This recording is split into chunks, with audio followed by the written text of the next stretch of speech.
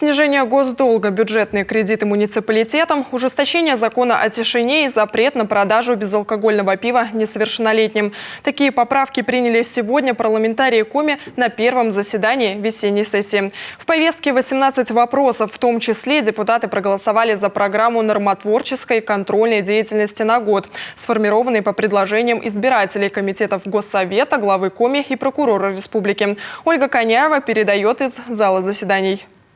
Поправки в закон о тишине приняты. Дополнительный запрет на шумные работы действует теперь в субботу с 19 часов, в воскресенье и праздничные дни с 13. О покое граждан в Коми задумались еще 2 года назад. Помимо ночного отдыха ввели тихий час с 13 до 15. Но и этого оказалось недостаточно для полноценного отдыха. Если первое время сделали так, что нормально, что, допустим, ребенок должен спать с 13, допустим, до 15. Все, закон. Никто против этого не возражал. А вот дальше началось у нас. А когда стиральная машина должна работать? Я говорю, да, ради бога, пусть она работает хоть целую ночь. Но только чтобы она была исправна, а не прыгала по ванной, как бывает, к сожалению. А сейчас, в настоящее время, вопрос касался только ремонтных работ. Сделать как? Потому что они больше всего беспокоят людей. Обсуждения шли 10 месяцев на разных площадках. К единому мнению привел опрос. Итак, когда можно делать ремонт или перепланировку в многоквартирных домах и общежитиях? С 7 утра и до 22 вечера с перерывом на тихие часы в будни. В субботу с 9 до 19, также с 2-часовым дневным затишьем. В воскресенье и праздничный день только с 9 до 13.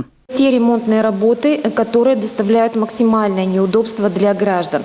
Второй момент, и мы проговаривали все эти вещи с профессиональным сообществом. Данное сообщество строителей, оно не выразило никаких нареканий по данному закону и законопроекту, и тоже его поддержало. 22 год республика завершила с профицитом – почти 14 миллиардов рублей. Доходы региона оказались больше, чем планировали.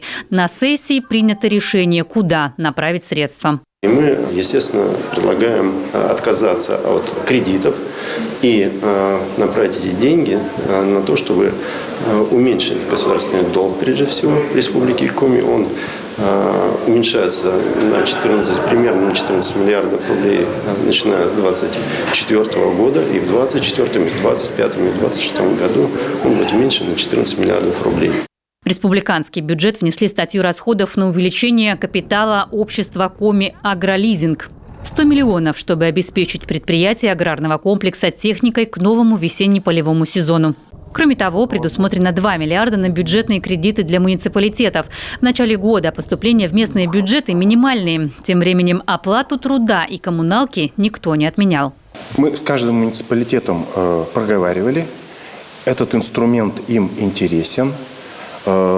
Мы постараемся сделать простой механизм, без дополнительных условий по привлечению, пропорционально посчитаем объем от их доходов и, соответственно, по заявкам их будем в пределах лимита предусматривать.